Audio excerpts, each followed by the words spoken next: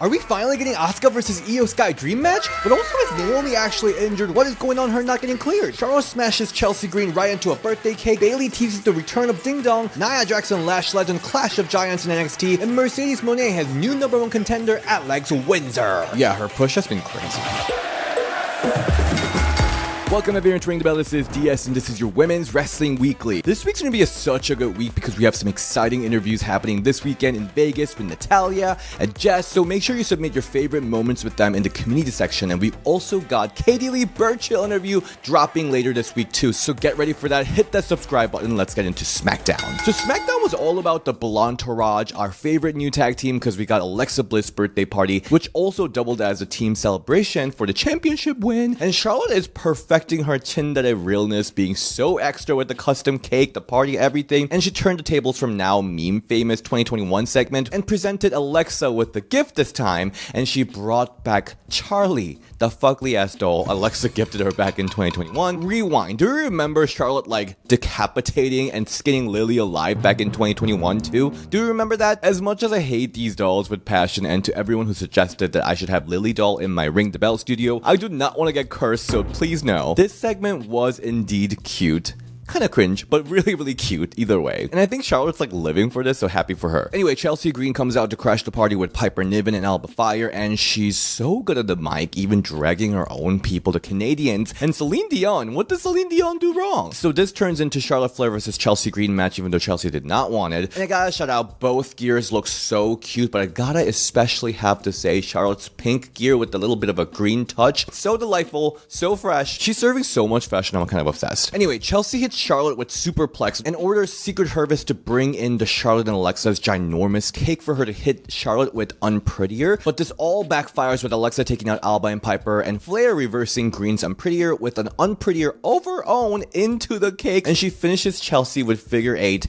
And it was just perfect visual. Chelsea tapping out with the cake splattering everywhere. Beautiful, just so good. Chelsea's so good at this. And Alexa and Charlotte celebrates the win, eating the cake. This was so cute, so girly, pop-coded, stratisfied. Backstage, we see WWE Women's Champion Tiffany Stratton interview, but Jade Cargill interrupts her, saying the only reason she's still the champion is because her foot found the rope. Does seem like a pretty important skill, but also technically, Jade, didn't you fall back into the ropes? So you're technically the one that helped her find the ropes. Then Kiana James, US Women's Champion Julia's representative, hands Jade her business card, trying to recruit her into her entourage. Not sure exactly what her plan is. Mitchin then takes the card away from Jade, saying that she will come for the US title next, which I'm like so here for. Julia versus Mitchin, like hardcore match, hell yeah. And if I were Julia and Kiana, I'll stay far away from Jade, because like she will be coming for her title next. On Raw, we learned that Naomi versus IYO Sky for the Women's Championship match is cancelled because Naomi is not medically cleared. And I really thought this would be some heel storyline situation avoiding the title defenses, and was fully expecting her to show up on Raw just to like laughing at IYO, but no, I'm so worried right now, especially her last tweet being this. Gas, no bricks.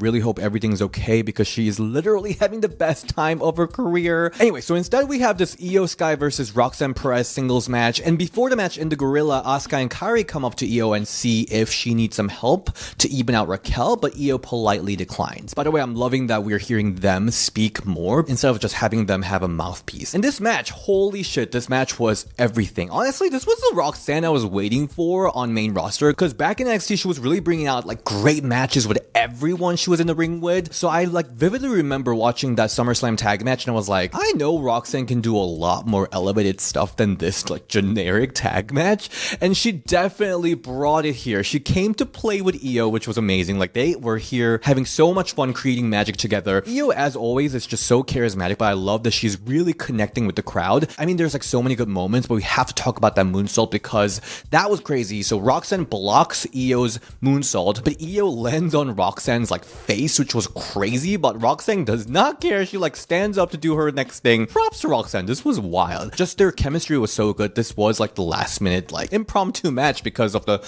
Naomi situation, and crowd was so invested into this. Anyway, at the end, Raquel interrupts again, distracting the referee. Then Asuka and Kairi run out to help out IYO, holding Roxanne from doing whatever fishy stuff she was planning to do, but this all backfires with IYO being shoved into Kabuki Warriors, letting Roxanne steal the win with a handful of tights fights. Yeah, just like that, Roxanne picks up the win. Post-match, we see multiple backstage segments. We see Asuka and IYO arguing, with Asuka shoving IYO this time. And IYO's face here was just so priceless. She's so heartbroken by that. She's so good. She's so freaking good. Honestly, all three of them in this segment were like so freaking good. I get these type of comments like all the time about how like Asuka and IYO will never be main eventers because they can't speak English. Well, as an ESL, I'm so happy to see them killing it without having to like cut grandiose promos. I'm so invested in this because I'm connected with them emotionally. And also, Stephanie Vicquer is one of the most over women right now. It's like, what are you even talking about? Yeah, so this better be going into all of our dream match, Asuka versus IYO Sky. Even better, triple threat. Let's get it. And then another backstage segment, Stephanie Vicquer comes to tell her that she's also owed a championship match, which really makes me nervous. Like, what do you mean? Like, is Naomi okay? Like, is she like out for a while? Like, what's happening? Like, is this Paris match still on? And then Rhea Ripley asks if IYO can really trust Asuka and Kairi, with IYO getting like really frustrated. And I totally feel you, IYO. IYO Sky is our main eventer. I'm loving it. I'm very satisfied. Then we got Becky Lynch versus Maxine Dupree singles match. Maxine looking so cute with the baby blue gear.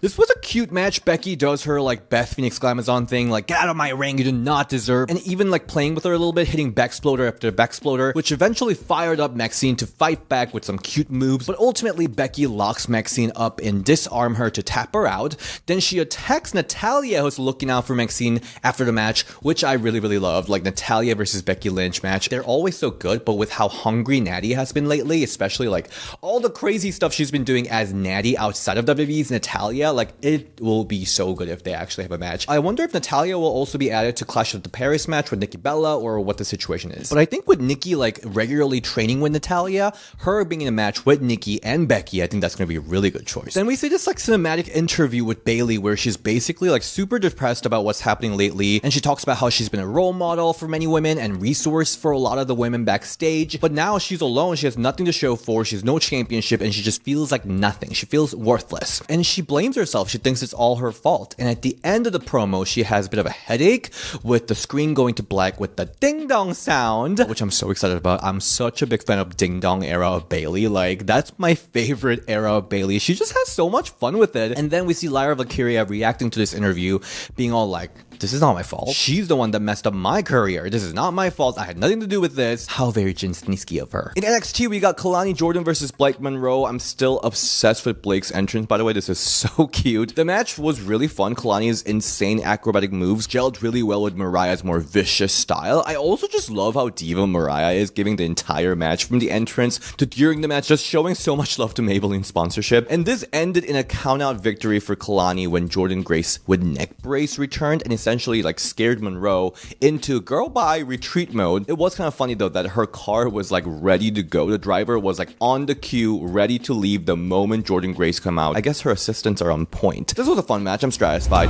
And backstage, Jordan storms into GM Ava's office and demanded a singles match against Blake. And Ava, who's clearly like over this drama, confirms it. So we'll be getting Grace versus Monroe official for Heat Wave. And later we also see Kalani and Lola talked about her count-out victory when Fatal Influence comes to taunt them. And this interaction to the couple other ones that we see, it's very clear that Fatal Influence is crumbling down. They're being super shady to each other. They're not seeing eye to eye, throwing jabs at each other left and right. But I gotta say, I am very surprised with what's happening with Kalani, because she had this whole bad girl era, the character arc, just to fall back to just being a goody-goody like babyface. So I'm not really sure what happened with that. Her and Lola, they're so talented. I really want to see them back in the spotlight.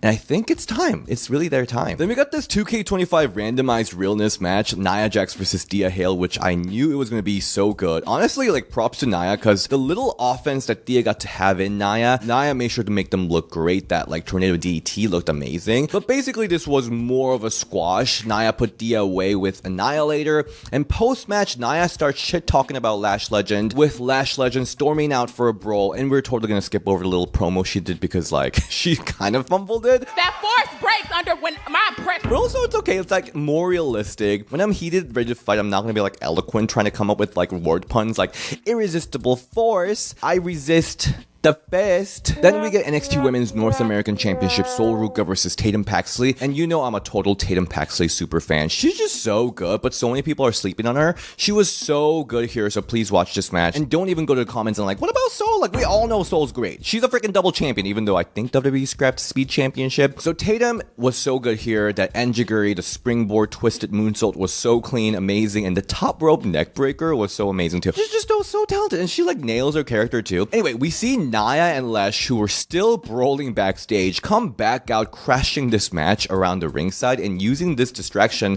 plus the doll that Culling handed Tatum, which I don't really fully understand what's going on. Why did they hand her the doll during this championship match? Sol uses this opportunity to nail her Soul Snatcher to retain her title. This match was really good. I'm satisfied. I really think Tatum's another one that needs to get more push because she's just so good in everything she does. There's a lot of people in NXT that deserves the spotlight, but they were all like backlogged because of some big acquisitions that we had recently, so let's bring them back. Let's bring the spotlight back to them. I should not forget this, by the way. Chelsea Green also returns to NXT to support her fellow Canadian Ethan Page, which ended up being like a whole brawl. Not sure exactly what that storyline is, but I feel you, Chelsea. I love Ethan Page too for his big, enormous heart. Moving on to AEW Dynamite, we see the return of TBS champion and like 12 other champions. Mercedes Moné's back, and I love how she's wearing all the belts like a dress, looking amazing. I thought that was such a great look. So she comes in like limo or something, and she like throws out the watermelon she was munching on. Kids, if you're watching, no littering. And she tells Renee Paquette to stop being such a freaking mark, because we all know that she hates marks, right? And then backstage, we see Renee interview Toni Storm and Alex WINDSORRR before Windsor's big TBS championship qualifier match. And Tony's already a bad influence for Windsor, getting her all dirty-minded, talking about licking stuff, and I'm just like, oh my god, Tony, you did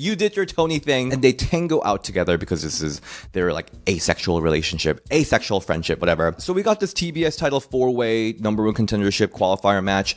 Alex Windsor, Queen Aminata, Sky Blue versus Billy Starks. Another great 4-way match from AEW. So many good stuff here. Like Aminata has been looking so good with a more of a queen attitude, like a little bit of a nonchalant attitude that she's been showing. I've been loving that. And that double headbutt was amazing. By the end, Sky Blue is like, F this shit, and like attacks Aminata with steel chair, only for Aminata to hit her back with this nasty backbreaker right into the chair that was super nasty. And while Tony and Athena was brawling outside causing chaos, Alex Windsor steals a win with this cradle pin on Billy Starks. Again, AEW do not hold back with these fatal 4-way matches. I was very entertained. I'm satisfied. Then the TBS champion Mercedes Moné comes out looking so extra. She's just milking her champion era, and she does her stare down with the new #1 contender. And during this heated face-up, Athena dropped Toni Storm with an O-face, and Mercedes hits Windsor with the backstabber. And just like that, we have all the top players of AEW all in one ring. That was kind of great to watch. Alex Windsor, by the way, she's been getting some mega push since she first came to AEW, like really recently. She's getting a little bit of a Lyra Valkyria vibe for me, like getting all the push in the world, being paired up with the AEW Women's Champion, getting back-to-back ROH Women's Championship and TBS Championship opportunity at a big pay-per-view. This is mega push for sure. I mean, she is very good, but like, damn, AEW have so many good women in a queue waiting to get back into the spotlight. One of them, Statlander. Because backstage, Chris Statlander interrupts Willow Nightingale and Queen Aminata interview, saying that she's like so excited or moved to see women